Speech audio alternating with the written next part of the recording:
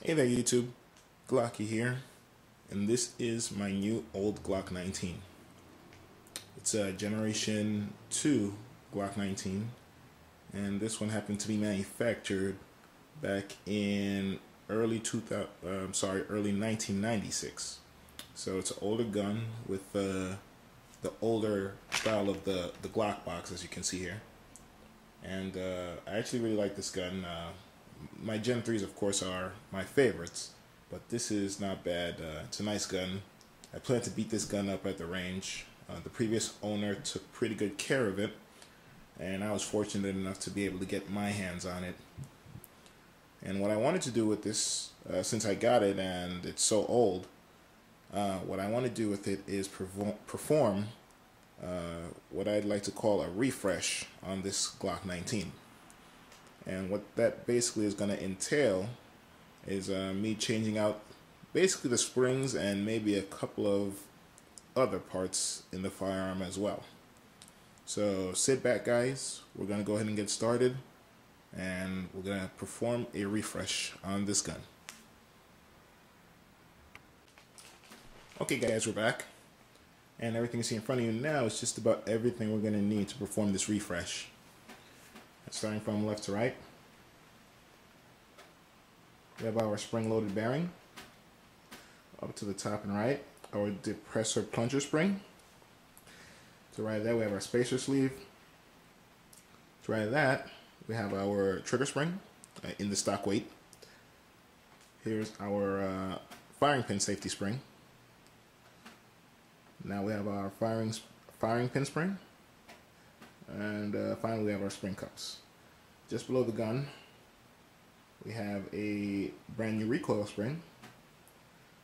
And up on top of the gun, we have our extended slide catch.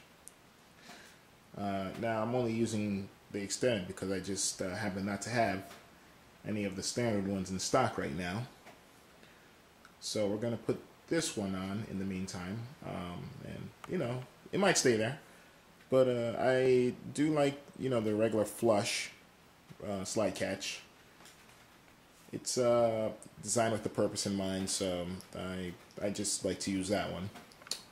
To the right of the gun, we also have our trusty Glock tool. And this is just about everything we're going to need to perform our refresh, short of a knife in case we have to do anything in regards to the trigger housing. Okay, so we're gonna get everything set up and get started. Let's do it, guys. Okay, guys. So here is a basic field strip of the slide. You have your barrel below the slide there, the recoil spring to the left, and then of course the slide up top. I guess the first thing to do is to replace the easiest spring as far as the gun goes, which is going to be the recoil spring. So let's go ahead and grab that. And here is a brand spanking new recoil spring. So we are underway. Okay, the next step is going to be, of course, going in and working on the slide a little. What we're going to have to do is we're going to have to detail strip the slide in order to access the internals and replace some parts therein. Alright, so let's go ahead and start working on that. And if you look at the slide, here is the firing pin. And as part of the firing pin, you have your spacer sleeve right below it. What happens is the firing pin spring puts tension on the spacer sleeve, and if you have a look at that, you see how that spacer sleeve, you know, gets pushed down by the Glock tool over here. What you have to do is you have to pull down on this, and while at the same time as you're doing that, you also have to put pressure right here on the back cover plate. Push that forward, being careful not to release your finger because everything inside of here is under pressure from the firing pin spring. So that's what we're going to go ahead and do. I'm going to go ahead and put a little pressure and pull down that spacer sleeve. At the same time, we're going to go ahead and push forward, and that back cover plate comes off. And now we have access to the internals of the gun. First thing we're going to go ahead and remove is the firing pin assembly. which consists of the firing pin, the spacer sleeve, the firing pin spring, and your spring cups. Okay, let's go ahead and put that down. Now we're gonna remove the depressor plunger. Now, of course, here's the assembly for the plunger, which includes the plunger itself, the spring, and the spring-loaded bearing. Now what we're going to do, we're going to put a little pressure on the firing pin safety in an attempt to release the extractor over here. Okay, so put a little pressure on there, and you see that just flies right out and drops. Okay, and just that easily also, you just turn this upside down, and the firing pin safety along with the firing pin safety spring falls right out.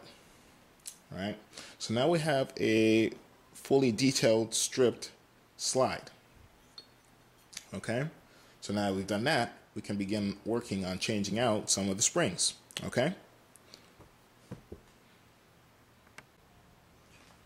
all right, so let's go ahead and start with what will probably be the easiest one, which is going to be the firing pin safety.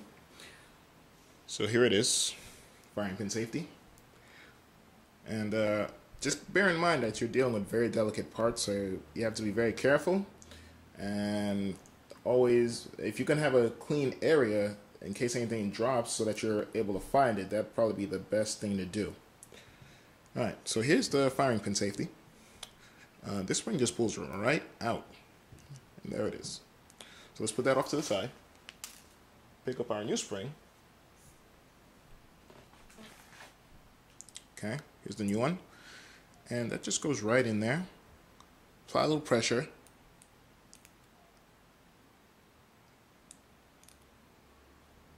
Flip that around.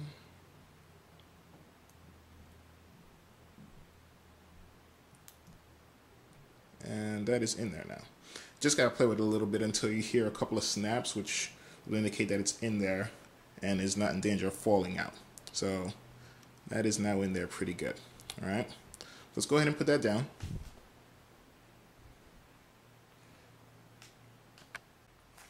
All right, so now what I've decided to do is every part that I finish with, I'm just going to put it off to the side to make everything a little less complicated.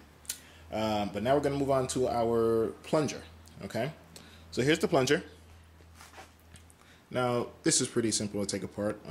Spring separates right from the actual plunger. Let's put the plunger down for a second. All right, and from there you just separate the plunger spring from the spring-loaded bearing. If you could put a nail in there, it might help a little, but that comes right apart too. All right, so these two pieces I'm going to be replacing, so let me just put them off to the side.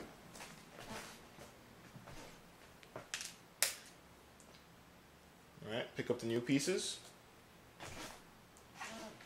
and here they are. All right, we're just going to attach it now. And there is a snap, okay? As my phone starts to vibrate, I'm going to ignore that and come back to it in a moment. And then all you do is attach the plunger, and now the spring is replaced, along with the spring-loaded bearing. All right, let's move on to the next part. And then there was one. What makes this a little complicated is because the way the spring cups are put in, there's tension on the spring cups. So what you have to do to replace the spring cups, I should say, is pull down on the firing pin spring, just enough so that you can release them, while being careful not to let go of the firing pin spring, or else you're gonna send it flying at who knows how fast and probably never see it again. Okay, so what we're gonna do, we're gonna replace our firing pin spring. I'm gonna have a look at the spring cups. I bought replacement spring cups, but if these look fine, then I'll probably just keep these and then hold on to the spring cups in case I need them in the future. And I'm gonna replace the sleeve, only because it's pretty old. It looks a little ratty, a little worn. So I decided to buy a new one, and I'm gonna replace it. Okay, so why don't we get started on that?